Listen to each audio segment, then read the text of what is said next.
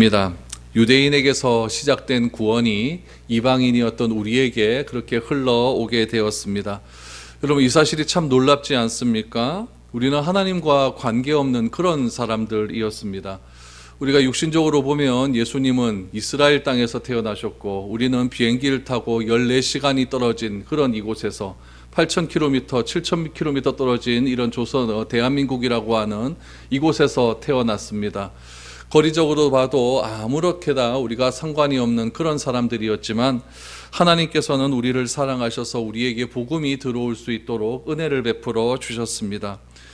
바울은 이야기합니다. 어떻게 많은 사람들에게, 이방인들에게 복음이 들어갈 수 있었을까? 그것을 바울은 무엇이라고 설명하고 있냐면은 기초가 있었기 때문에, 하나님으로부터 처음 선택받은 사람들이 있었기 때문에 가능했다라고 말을 합니다. 유대인들이라고 하는, 이스라엘이라고 하는 기초가 하나님으로부터 먼저 출발했기 때문에 그 복음이 흘러서 우리에게, 이방인들에게 임하게 되었다라는 것을 이야기하고 있습니다. 지금은 어떻습니까? 이스라엘이 하나님을 떠나 있죠. 유대인들이 하나님을 떠나 있습니다. 그래서 구원과는 조금 멀리 떨어져 있다 할지라도 하나님께서는 반드시 이스라엘을 구원하실 것입니다. 바울은 구원의 놀라운 신비로움을 깨닫게 됩니다. 그것이 무엇이냐면은 처음 자신의 민족이었던 이스라엘에게서 시작된 이 복음이 왜 그들이 다시 거부를 하게 되었는가? 그것은 바로 이방인을 구원하기 위한 하나님의 놀라운 신비로움이었다라고 하는 것을 깨닫게 됩니다. 그래서 오늘 본문에도 보면 바울은 이것을 가리켜서 놀라운 신비다라고 이야기합니다. 그런데 이 놀라운 신비로움을 바울만 갖고 있는 것이 아니라 하나님께서는 모든 사람이 다 알기를 원하신다라고 그렇게 고백을 하고 있습니다. 바울은 이 놀라운 신비를 깨닫게 됩니다. 그래서 이방인에게 임한 그런 구원이 이제 다시는 자신의 민족인 이스라엘로 돌아오게 될 것이다. 처음 하나님으로부터 선택받은 것은 이스라엘이었지만 이스라엘이 복음을 거부함으로 그 복음이 이방인에게 넘어갔다가 다시 이제는 유대인들에게, 이스라엘 민족들에게, 바울의 친척들에게 돌아오게 될 것이다. 이것이 놀라운 신비다라는 것을 우리에게 설명을 해주고 있는 겁니다. 그러므로 여러분, 이 구원이라고 하는 것은 역사가 있는 겁니다. 구원은 절대로 나 혼자 이루어진 사건이 아닙니다.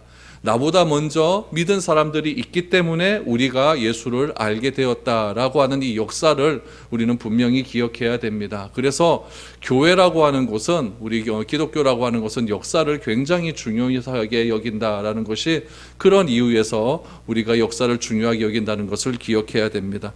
오늘 본문 말씀을 통하여서 어떻게 120년 전에 복음이 이 땅 가운데 심겨졌는지, 그 원리를, 그 하나님의 놀라운 비밀을, 신비로움을 여러분들과 함께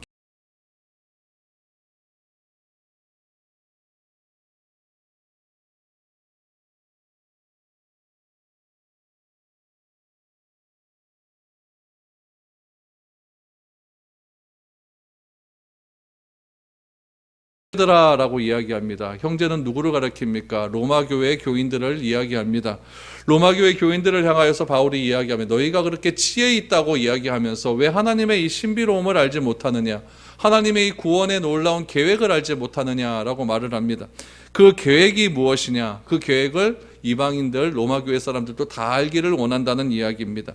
그 신비는 오늘 본문 25절에 보니까 이방인의 충만한 수, 이게 중요한 것이겠죠. 이방인의 충만한 수. 하나님께서 구원받아야 할 그런 택한 민족이 있다, 택한 숫자가 있다라는 이야기입니다. 그런데 하나님께서는 그 숫자를 누구로 얘기하냐면 이방인의 충만한 수라고 이야기합니다. 그러니까 이방인이 어느 정도 수가 차기까지, 하나님께서 택하신 그 이방인들이 다 돌아오기까지 이스라엘은 어떻게 되느냐? 우둔하게 될 것이다, 우둔하게 될 것이다 라고 이야기합니다. 이방인의 숫자가 찰 때까지 이스라엘 백성들은 희생될 것이다 라고 이야기를 합니다. 여러분, 이것이 신비이고 이것이 비밀이라는 이야기예요. 여러분, 이 말씀을 바울만 얘기하는 것이 아니라 예수님도 이것과 똑같은 이야기를 복음서에서 몇 번 하셨습니다. 우리가 한 두 군데를 한번 찾아봤으면 좋겠는데 누가복음 21장 24절 말씀을 한번 보시기를 바랍니다. 이방인의 충만한 수, 우리 누가복음 21장에서 예수님은 어떻게 말씀하셨을까요? 같이 한번 읽어보죠. 시작. 그들이 칼날에 죽임을 당하며 모든 이방에 사로잡혀 가겠고 예루살렘은 이방인의 때가 차기까지 이방인들에게 밟히리라. 두 가지의 사건, 두 가지를 예수님께서는 말씀합니다. 첫 번째는 무엇이냐면은 AD 70년에 로마의 장군이 예루살렘을 밀고 들어와서 예루살렘을 다 폐허로 만든 그 사건을 이야기하는 거죠. 그들이 칼날에 죽임을 당하며 모든 이방에 사로잡혀 가겠고 라고 하는 것은 예루살렘이 이제 멸망할 때가 되었다라는 이야기죠. 그러면서 이방인의 때가 차기까지 이방인들에게 밟히리라. 그러니까 이방인의 착한 수가 차기까지 예루살렘은, 이스라엘은 고난을 당하게 될 것이다 라고 바울은, 예수님은 말씀해 주셨습니다. 또 하나 찾아보죠. 마태복음 24장 14절 말씀을 보십시오. 이것도 같이 한번 읽어보죠. 시작. 이 천국 복음이 모든 민족에게 증언되기 위하여 온 세상에 전파되리니 그제야 끝이 오리라. 언제 민족의 끝이 오느냐? 언제 세상의 종말이 오느냐? 모든 민족에게 증언되어서 온 세상에 전파될 때에, 천국 복음이 그렇게 될 때에 세상의 끝은 올 것이다 라고 말하는 거죠. 그러니까 정리를 하면 이겁니다. 이방인의 택하신 숫자가 다 차야 됩니다. 그 차게 되면 어떻게 되느냐? 이스라엘이 회복되는 일들이 일어나게 된다는 이야기죠. 그렇게 될 때에 하나님께서는 이제 종말을 맞이하겠다라고 말을 하고 있는 것이죠. 여기서 여러분이 이스라엘이라고 이야기하는 것에 대한 논쟁이 굉장히 많습니다. 성경을 문자적으로 해석하는 사람들이 있어요. 문자주의라고 이야기하는. 그 사람들은 어떻게 얘기하냐면은 진짜 우리 이스라엘 가면 이스라엘 사람들 있잖아요. 그 사람들이라고 이야기합니다. 그 사람들이 차야 그 사람들이 이제 돌아오게 될 것이다 라고 이야기해서 이스라엘 선교를 그렇게 열심히 하는 그런 사람들이 있어요. 이게 첫 번째 그런 해석 방법입니다. 두 번째는 무엇이냐면 이제 바울도 로마서에서 이제 육적, 이제 우리가 아브라함 자손이 아니라 영적인 아브라함 자손이라고 했으니까 지금 모든 백성들, 모든 하나님의 백성들이 다 돌아오기까지를 이렇게 표현하고 있다라고 말을 하고 있습니다.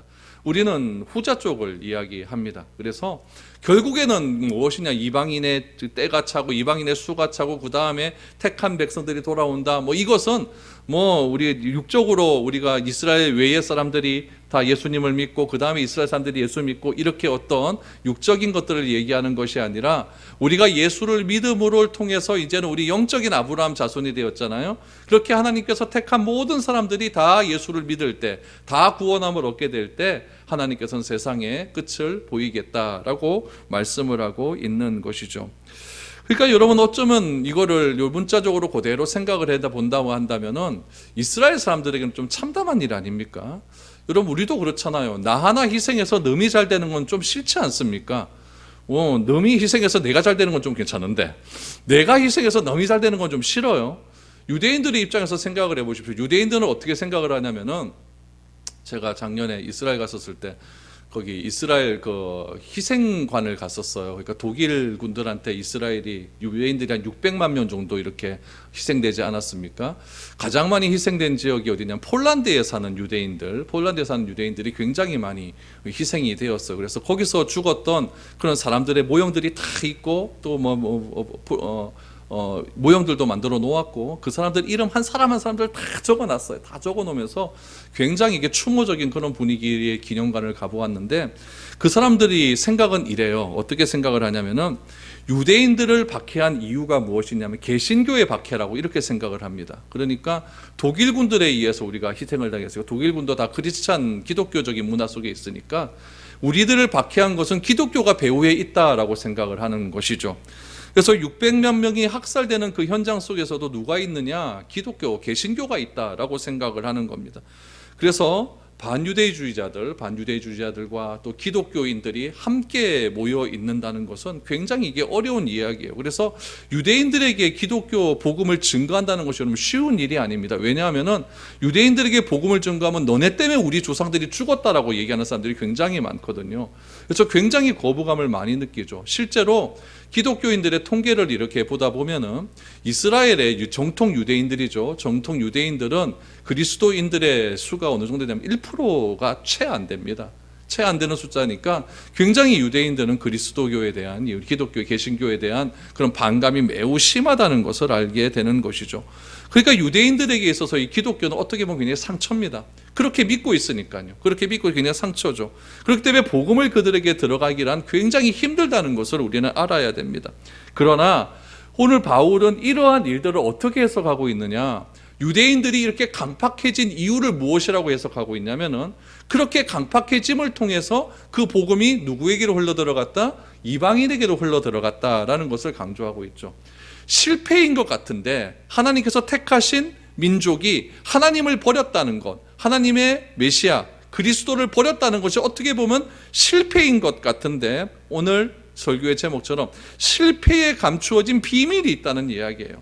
그 비밀이 무엇이냐면은 복음을 버림으로 유대인들이 강팍해졌는데 그 강팍해진 복음이 이방인으로 갔다가 실패했죠. 다시 돌아오는 비밀이 있다라는 것을 바울은 지금 이야기하고 있는 것입니다. 그래서 이러한 배경 속에서 26절 말씀해 보니까 바울이 이렇게 선언을 합니다. 그리하여 온 이스라엘이 구원을 받으리라. 그리하여 온 이스라엘이 구원을 받으리라. 이것이 어디에 기록되어 있느냐? 구약 성경에 기록되어 있다는 거예요. 26절 계속해서 보시면 기록된 바 구원자가 시온에서 오사 야곱에게서 경건하지 않은 것들을 도리시키시겠고 내가 그들의 죄를 없이 할 때에 그들에게 이루어질 내 언약이 이것이라 함과 같으니라. 바울은 랍비 출신 아닙니까? 굉장히 유대 율법에 정통한 그런 랍비였습니다. 그래서 늘 바울은 자신의 민족들과 어떤 대치점이 있는 것 같은 있는 상황 속에서는 무엇을 인용하냐면은 구약 성경을 인용한다는 이야기예요.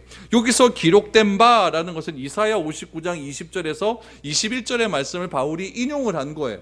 이사야 선지자는 이렇게 예언을 했다는 이야기입니다.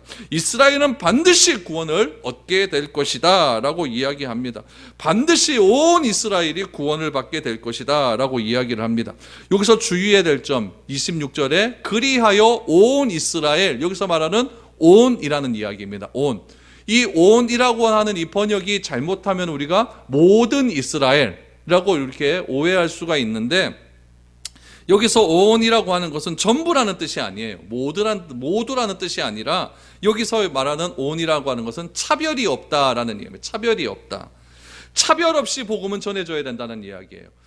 이스라엘 사람들은 복음에 대한 거부감이 많다 그랬잖아요. 그렇죠? 복음에 대한 거부감이 많으니까 몇 번 전하도 안 되면 체아프라라고 하면서 어떤 사람에게는 복음을 전하고 어떤 사람에게는 복음을 안 전할 수도 있다라는 이야기입니다. 그런데 바울은 무엇이라고 이야기하느냐? 온 이스라엘이 차별 없이 복음이 전해져야 된다. 복음을 거부하는 그들에게도 차별 없이 복음이 전해질 때 그들은 구원을 얻게 될 것이다 라고 이야기를 하고 있는 이야기입니다. 여러분, 예수를 그리스도라고 아무리 전해도 안 되는 사람들이 있어요. 그런 사람들은 어쩔 수 없는 것 아닙니까? 우리의 힘으로는 되지 않는 것 아닙니까? 그러나 그럼에도 불구하고 그들에게는 복음이 전해져야 된다. 왜냐하면 차별받아서는 안 된다는 이야기죠. 내 생각으로 저 사람은 안 돼. 그래서 저 사람에게는 복음이 안 전하겠다. 이렇게 말하면 안 된다는 거예요. 차별 없이 모든 민족에게, 모든 사람에게 복음은 전해져야 된다라는 이야기입니다. 그래서 28절에 복음으로 하면 그들이 너희로 말미암아 원수된 자요 택하심으로 하면 조상들로 말미암아 사랑을 입은 자니라. 이스라엘을 두 가지 관점에서 지금 바라보고 있죠. 복음으로 말하면 그들이 너희로 말미암아 원수되었다라고 말하죠. 복음이라고 하는 선글라스를 딱 끼고 이스라엘과 이방인들을 봤어요. 이스라엘과 이방인을 봤더니 그 어떻게 됐습니까? 이스라엘이 복음을 거부해 버렸잖아요. 그러니까 이스라엘 민족이 봤을 때 그것은 원수가 되었다. 그러나 택하심이라고 하는 선글라스를 딱 쓰고 보면은 누가 먼저 하나님으로부터 사랑을 받았습니까? 이스라엘이 먼저 사랑을 받았잖아요. 그러니까 두 가지를 이야기하는 거죠. 복음이라고 하는 관점에서 보면 그들이 너희로 말미암아 원수되었다. 그러나 택하심으로 먼저 우리가 관점에서 보면은 하나님께서 먼저 택하신 자는 누구다? 이스라엘 민족이다라고 이야기를 하는 겁니다. 이 말씀을 보면 우리가 굉장히 위로를 받잖아요. 우리 여러분 오늘 하루도 한번 가만히 한번 생각해 보십시오. 하나님의 뜻에 맞게 잘 살았는가 생각해 보면은 또 그것도 좀 아닌 것 같아요. 오늘 제가 믿지 않는 사람들 몇 분 좀 만났는데 저 목사라는 거 알고 얼마나 교회를 욕하기 시작하는지 그러든지 하는 얘기가 뭐냐 하면은 하나님 진짜 있냐는 거예요. 지금 하루에 몇 명씩 죽어가는데 지금 하나님 뭐 하고 있냐는 거죠. 뭐 하고 있냐는 거. 이렇게 하나님 뭐 하고 있냐 아무것도 안 하시니까 우리가 예수 안 믿는 거 아니에요. 이렇게 해버리는 거예요. 이게 신정론에 관한 이야기인데 하나님은 정말 공의로우신가에 관한 부분들인데 그러면서 하는 얘기가 뭐냐면은 자꾸 이상한 쪽으로 뭐 정의와 공의 뭐 하나님 뭐 이런 식으로 얘기하지 말고 지금 힘들 때 빨리 어떻게 해봐라 이렇게 이야기를 하시는 거죠.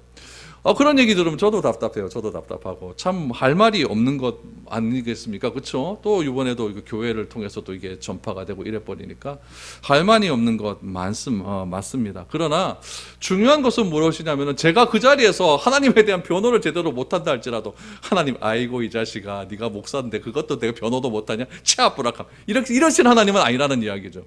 여러분의 삶도 똑같다는 이야기. 여러분의 삶도 오늘 하루 살면서 미워하는 마음도 있었고 뭐 이런 마음도 있었지만 그런 마음 들었다고 해서 하나님께서 진짜 하나님 정의와 공의를 때려친다고 하면 여러분 다 죽은 그런 존재들 아닙니까? 그럼에도 불구하고 하나님 우리는 다 사랑하시고 구원하시는 그런 하나님의 끈질김이 있다라는 이야기입니다. 유대인들이 하나님과 갈등을 겪고 있다 할지라도 우리가 유대인들을 판단하고 절대로 정죄해서는 안 되는 이유는 무엇이냐면은 하나님이 아직까지도 그들을 붙들고 계시기 때문에 그렇습니다. 택하심으로 말미암아 조상으로 말미암아 그들은 사랑을 입은 자들이었기 때문에 우리가 뭐라고 그들을 판단하고 정죄하겠습니까? 하나님이 먼저 사랑하신 자는 유대인들입니다. 하나님이 먼저 택하신 자도 유대인들입니다. 하나님께서 먼저 그들에게 언약을 주셨고 그들에게 먼저 약속해 주셨고 그들에게 믿음의 조상들을 주셨어요. 다 그들에 먼저 주셨다는 이야기죠. 그렇기 때문에 하나님께서는 그들에 대한 사랑을 절대로 거두지 않는다라는 이야기입니다. 우리가 왜 예수를 믿게 되었습니까? 먼저 부름받은 유대인들이 있기 때문에 예수를 믿게 된 거예요. 먼저 하나님으로부터 부름받은 아브라함이 있었기 때문에 우리가 복음을 듣게 된 것 아니겠습니까? 비록 유대인들이 복음의 관점에서 보면 원수된 자고 택하심의 관점으로 보면 그들이 먼저 부르심을 입은 하나님의 사랑을 입은 자들이지만 지금 현실의 처지는 어떠냐? 유대인들은 지금 복음과 원수가 되었다라는 이야기죠. 그러면 하나님께서 유대인들을 부르셨는데 그 부르신 그 유대인들이 복음을 거부했으니까 하나님이 실패하신 것이냐? 또 그렇지는 않다고 이야기합니다. 29절을 보십시오. 하나님의 은사와 부르심에는 후회하심이 없느니라 라고 말합니다. 하나님은 이스라엘이 복음을 거부했다고 하나님께서 내가 왜 저 민족을 선택했을까 후회하실까요? 절대로 그럴 수 없습니다. 우리는 때때로 후회를 많이 하죠.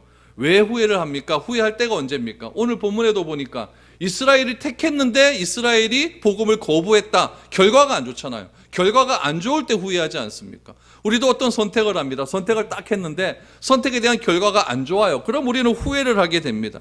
내 선택의 결과가 좋지 않다라는 것은 무엇이냐면 인간의 한계성이에요. 우리 인간이 무한하다면은, 우리 인간이 완전하다면은 내가 하는 선택마다 다 완전할 겁니다. 다 좋을 겁니다. 다 선할 겁니다. 그러나 인간이라고 하는 존재는 유한하기 때문에 한 치 앞도 내다볼 수 없기 때문에 어쩔 때는 선택이 맞을 수도 있지만 어쩔 때는 선택이 잘못될 수도 있다는 이야기예요. 우리 인간의 이런 선택의 예시를 하나님께 그대로 적용해서는 안 된다는 이야기입니다. 우리가 하나님을 어떻게 알고 있습니까? 하나님은 전능하시다. 하나님의 선택에는 후회하심이 없다. 하나님은 완전하신 분이다. 하나님은 선하신 분이다. 그렇다고 한다면은 비록 지금 이스라엘 민족을 하나님께서 먼저 선택하셨고 결과가 지금 복음을 거부했다 할지라도 그 선택은 반드시 옳은 길로 갈 것이다. 이런 믿음이 있어야 된다는 이야기예요. 인간이 잘못되어서 코로나가 이 땅에 이렇게 창궐을 하게 되었고 이 창궐함을 통해서 교회가 그렇게 핍박을 받고 그렇게 욕을 먹는 한이 있다 할지라도 반드시 하나님께서는 이 상황을 다 이렇게 하셔갖고 다 지지고 볶으셔서 반드시 선한 길로 인도하실 것이다. 이런 믿음이 우리 가운데는 있어야 된다는 이야기입니다. 저기 18세기, 17세기 때도 여러분 중세 유럽에 패트릭 흑사병으로 인하여서 이 유럽의 인구의 3분의 1이 다 죽어버리지 않았습니까? 그때 그 흑사병은요, 지금 우리 코로나하고는 비교가 안 되는 거예요. 한번 감염되면 그 자리에서 죽는 겁니다. 근데 그 흑사병을 통해서 하나님께서 하시고자 하는 것은 무엇이냐면은 그 암흑했던 그런 유럽의 세계에 루터라고 하는 한 사람을 끄집어내십니다. 루터라고 하는 한 사람을 끄집어내시고 스위스에서 쯔빙글리라고 하는 한 사람을 끄집어내셔서 종교개혁이라고 하는 새로운 출발점을 하나님께서 만들어 가시는 거예요. 오늘 우리가 겪은 이 사태 속에서도 우리가 무엇을 알 수가 있겠습니까? 우리가 무엇을 어떻게 행할 수가 있겠습니까? 우리가 선택하는 거에 대해서 뭘 할 수가 있겠습니까? 아무것도 하지 못합니다.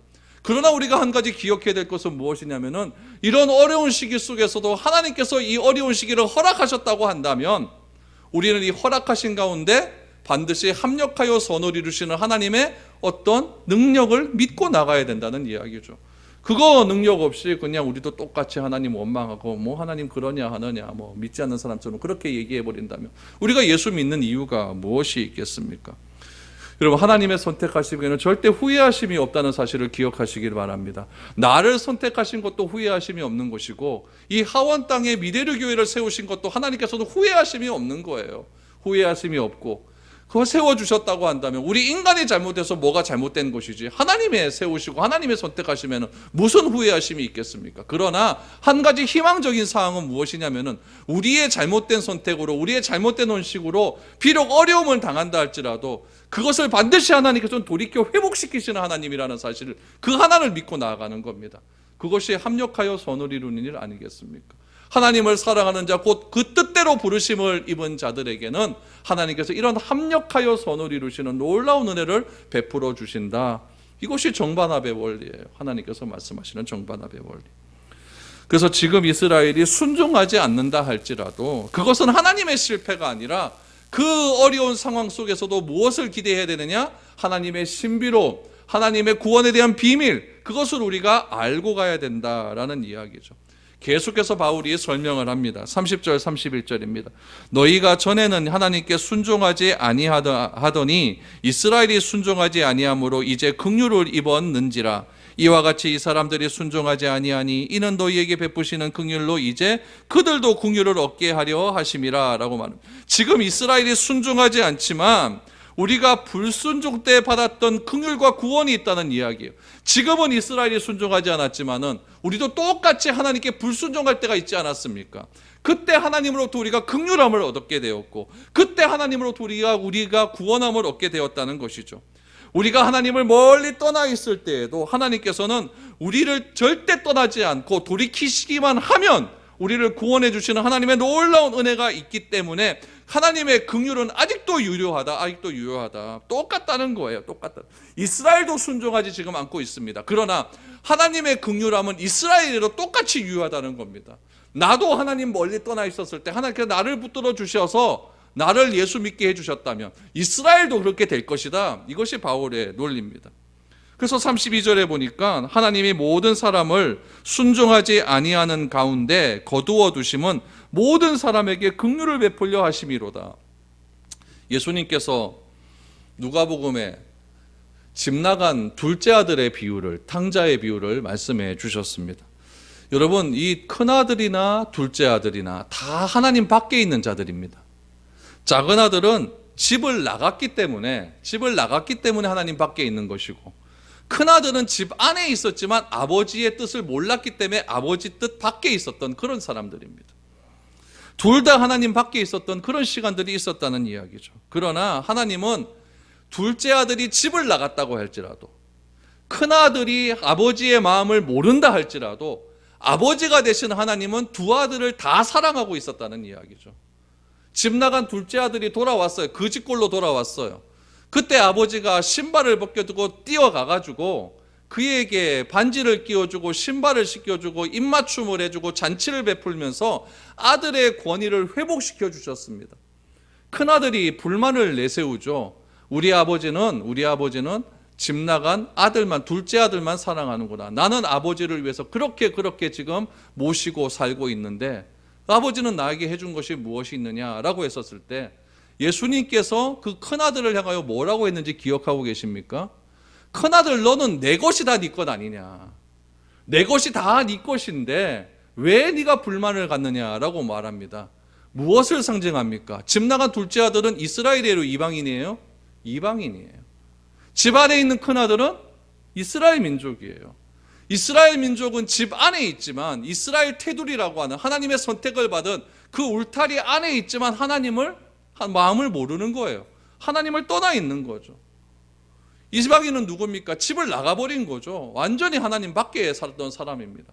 그러나 그들이 복음을 듣고 회개하고 돌아올 때에 하나님께서 그를 기뻐 맞아주신다는 거예요. 그럼 이스라엘은 뭐 해야 되느냐? 기뻐 맞아주시는 이방인들이 돌아올 때 같이 기뻐해야 되죠. 그런데 질투하는 거예요. 시기하는, 우리 지난주에 보니까 시기한다는 말 나오잖아요. 질투하고 시기하고 있는 거예요. 왜 하나님은 나는 안 좋아하는가? 왜 우리 아버지는 나만 안 좋아하는가? 나중에 아버지가 돌아가셨습니다. 돌아가셨을 때 집 나간 둘째 아들이 큰아들 형님에게 와갖고, 형님이 아버지 제대로 못 모셔가 아버지 이렇게 돌아가신 것 아닙니까? 유산 다시 주이소, 이런 말 할 자격이 있습니까? 그건 아니라는 이야기예요. 이미 유산은 다 큰아들 거라니까. 그러니까 이스라엘에게는 그런 은혜가 아직까지 남아있다는 이야기죠. 그 얘기가 오늘 32절 말씀입니다. 32절 말씀이에요. 모든 사람을 순종하지 않은 가운데 가두어 두심은 왜 그렇습니까? 모든 사람에게 긍휼을 베푸기 위함이다. 거기서 모든 사람은 이방인도 포함되고 유대인도 다 포함되는 거예요. 다 포함되는 것이죠. 하나님은 모든 사람에게 차별 없이 주시는 하나님의 사랑이 있다는 사실을 기억해야 됩니다. 여러분, 이런 하나님의 놀라운 구원의 경륜을 딱 우리가 알게 되니까 우리 입에서 무엇이 나오겠습니까? 하나님을 찬양하는 입술이 나오게 되는 거예요. 바울도 찬양합니다. 33절에 깊도다 하나님의 지혜와 지식의 풍성함이요, 그의 판단은 헤아리지 못할 것이며 그의 길은 찾지 못할 것이로다. 여러분, 시간과 공간에 얽매여서 제한된 삶을 인간이 무한하신 하나님, 그 하나님의 지혜, 그 하나님의 지식을 어떻게 알 수가 있겠습니까? 그 하나님께서 계획하신 그 길을 우리가 어떻게 헤아릴 수가 있겠습니까? 하나님께서 이렇게 계획하셔서 이렇게 행하시고 있는데 이것이 맞다 틀리다 인간의 유한함을 가지고 어떻게 판단할 수가 있겠습니까? 바울은 지금 그 얘기를 하는 거예요. 여러분, 하나님께서 인간을 구원하시는 방법이 이해가 되십니까? 어떻게 구원하셨습니까? 세상 사람들은 저주라고 이야기합니다. 나무에 달린 자마다 다 저주를 받는다라고 이야기합니다. 십자가라고 하는 저주의 형틀, 그 십자가라고 하는 형틀을 통하여서 하나님께서는 우리 인간을 구원할 놀라운 은혜를 베풀어 주십니다. 자기의 아들을 십자가에 못 박혀 돌아가시게 하심으로 우리 인간이 구원을 얻을 수 있는 놀라운 길을 열어주신 거예요. 이 길을 여러분, 우리 인간의 제한된 지혜를 가지고 어떻게 할 수가 있겠습니까? 어떻게 그 하나님의 은혜를 우리가 찬양할 수가 있겠습니까? 그러니까 바울은 이렇게 고백할 수가 밖에 없는 거예요. 깊도다 하나님의 지혜와 지식의 풍성함이요. 하나님의 지혜와 지식을 어떻게 우리가 감당할 수가 있겠습니까? 우리가 로마서 말씀을 계속해서 보고 있는데 바울은 로마서 5장에서 하나님과 화해됨을 선언을 합니다. 그리고 로마서 8장에서는 그 화해됨을 밑바탕으로 해서 이제 그리스도 예수 안에 있는 자들에게는 결코 정죄함이 없다. 왜냐? 하나님과 화해했기 때문에 정죄함이 없다는 이야기예요. 죄와 사망의 법에서 우리는 완전하게 해방이 되었다라고 그렇게 선언을 하죠. 죄와 사망의 법에서 우리는 해방이 되었기 때문에 더 이상 우리는 율법의 종로로 타는 그런 사람이 아니다라고 바울은 선언을 해버리는 거예요. 그런데 이 놀라운 구원의 감격과 감동을 누가 거부하느냐? 이스라엘이 거부를 한다는 이야기예요. 바울은 이 문제를 어떻게 이해하고 어떻게 받아들여야 되는가? 바울은 도무지 알지 못했지만 이스라엘의 거부는 누구의 구원과 관련이 있다? 이방인의 구원과 관련이 있다라는 것을 깨닫고 난 이후로부터 찬양하기 시작하는 겁니다. 그리고 이방인들에게 우리 민족을 위해서 기도해달라고 말하기 시작하는 겁니다. 그래서 34절을 보십시오. 누가 주의 마음을 알았느냐? 누가 그의 모사가 되었느냐? 이거는 바울이 이사야 40장 13절 말씀을 그대로 또 인용한 겁니다. 누가 주의 마음을 알았느냐? 이 마음을 누가 어떻게 알았느냐? 여러분, 이건 찬송이거든요. 참된 찬송은 하나님의 말씀 가지고 찬송을 하는 게 진짜 찬송입니다. 인간의 기교와 인간의 사랑 따위가 어떻게 여러분 하나님을 찬양하는 그런 찬송이 될 수가 있겠습니까? 성경 말씀에 나온 그 하나님의 구원의 놀라운 지식의 풍요로 거기다 곡을 입혀서 하나님을 찬양하는 내용들, 그 내용이 바로 시편에 나온 찬양송들 아니겠습니까? 또 바울이 찬양합니다. 35절에 보니까 누가 주께 먼저 드려서 갚으심을 받겠느냐. 이거는 욥기 35장 7절, 욥기 41장 11절 말씀을 또 그대로 인용한 겁니다. 우리는 하나님께 아무것도 드릴 것이 없어요. 그냥 감사밖에 없어요. 모든 것이 다 하나님 것인데 내가 무엇을 드릴 수가 있겠습니까? 우리가 하나님께 드릴 수 있는 것은 은혜와 감격밖에 없다는 것을 바울이 이야기하는 거죠. 그런데 우리는 어떻게 하느냐? 꼭 하나님과 무엇을 하냐면은 거래를 하려고 해요. 거래를 하려고 해요. 하나님, 내가 이만큼 했는데 왜 하나님은 나에게 요거밖에 안 주십니까? 꼭 시장 경제처럼, 우리 시장 경제처럼 내가 돈을 이만큼 냈으면 그 돈 값어치만큼 물건을 받아야 된다라고 하는 그런 시장 경제에 우리가 너무나 익숙해져서 그런지 하나님하고도 자꾸 시장 경제를 하려고 하는 거예요. 하나님, 내가 이만큼 헌신하지 않았습니까? 하나님께 내가 이만큼 기도하지 않았습니까? 그런데 왜 하나님께서 나에게 이만큼 안 주십니까? 그러다가 안 되면 어떻게 합니까? 하나님은 나 사랑하지 않는구나. 시험에 들었다고 이야기합니다. 그게 하나님을 알아서 그렇습니까? 몰라서 그렇습니까? 하나님을 모르니까 자꾸 시험에 빠질 수밖에 없는 것이죠. 그래서 자꾸 성경 읽으라 그러는 거예요. 자꾸 말씀 보라고 하는 거죠. 그러면 시험에 빠질 리가 없는 것이죠. 자꾸 상처 많이 받는 것도 여러분 하나님을 몰라서 그렇다는 이야기죠. 지난날 우리의 신앙은 하나님과 거래하려고 하는 그런 시장에 빠져 있었어요. 그러나 바울은 이야기하죠. 누가 주께 먼저 드려서 갚으심을 받겠느냐. 내가 하나님께 얼마나 드려야 하나님께서 나에게 그 드린 만큼 갚아줄 수가 있겠습니까?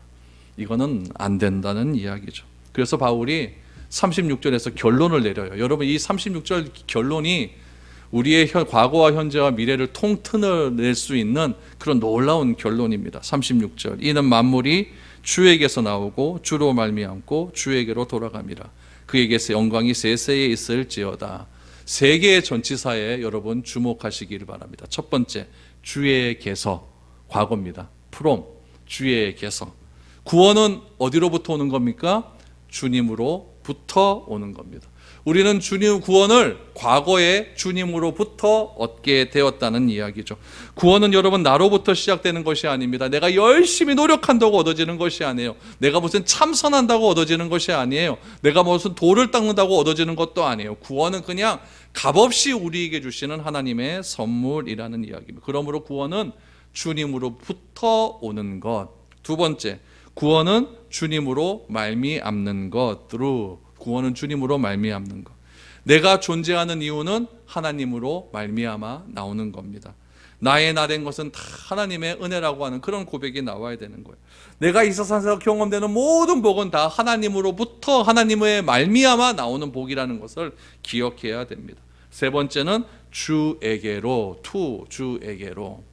우리의 삶의 결론은 주님에게로 돌아가는 데 있다는 이야기죠. 저는 성경을 읽어가면서 또 요즘 들어서 책을 이렇게 읽어가면서 이 말씀이 굉장히 저에게 오는 말씀이었어요. 아, 나라고 하는 존재는 하나님으로부터 왔구나. 나는 현재의 삶을 살아가는 것은 주님으로 말미암아 살아가는 것이구나. 나의 미래는 주님에게로 돌아가는 것이구나. 이 과거와 현재와 미래 속에서 다 공통적으로 들어가는 것은 무엇이냐면은 주라는 이야기예요. 우리의 삶의 전체의 주어가 주님이 되어야 된다는 이야기예요. 내가 아니라 주가 될 때에 우리는 어떤 찬송의 노래가 나오느냐? 그에게 영광이 세세에 있을지어다. 그에게 영광이 세세에 있을지어다. 만약에 내가 주인이라고, 내가 주어라고 한다면은 나에게 영광이 있을지어다 이렇게 이야기하겠죠. 그러나 내 인생의 주어는 과거에서 주로부터 나는 나오게 되었고, 주로 말미암아 살아가는 존재가 되었고, 주에게로 돌아가는 그런 존재가 되었기 때문에 내 인생의 주어는 주님이시기에 그에게, 주님께 영광이 세세토록 있을지어다. 바울의 갈등은 여기서 끝입니다. 왜 우리 민족이 이렇게 되었는가? 왜 우리 민족이 이렇게 될 수밖에 없었는가? 이 고민에 대한 해결을 바울은 완전하게 해결을 합니다. 그리고 12장에 가서 바울은 이제 구원을 이렇게 우리가 받았으니까 어떻게 살아야 되는가에 대한 분명한 논지를 우리에게 설명해 주고 있는 겁니다. 여러분, 구원에 대한 갈등이 이제는 우리에게 없어질 수 있기를 바랍니다. 어떤 어려움이 온다 할지라도 흔들릴 수 없는 구원은 우리에게 존재하고 있다는 겁니다. 그러므로 우리는 있는 모습 그대로 주님께 나아가면 됩니다. 그래서 잘못했으면 주님 회개하고 또 하나님 나에게 더 큰 은혜를 주시는 그 하나님께 감사하면서 나는 주로부터 왔고 주로 말미암아 살아가고 주에게로 돌아가는 존재라는 사실, 그것을 날마다 고백하면서 모든 영광이 우리 주님께 있을지어다. 아멘. 이 고백을 가지고 우리가 하루하루 살아가면은 뭐 딴 거 없습니다. 그런 자에게 하나님께서 샬롬의 복을 허락해 주실 줄로 믿습니다. 남은 한 주간 이 샬롬의 은혜가 여러분 삶 가운데 넘쳐날 수 있기를 축복드립니다.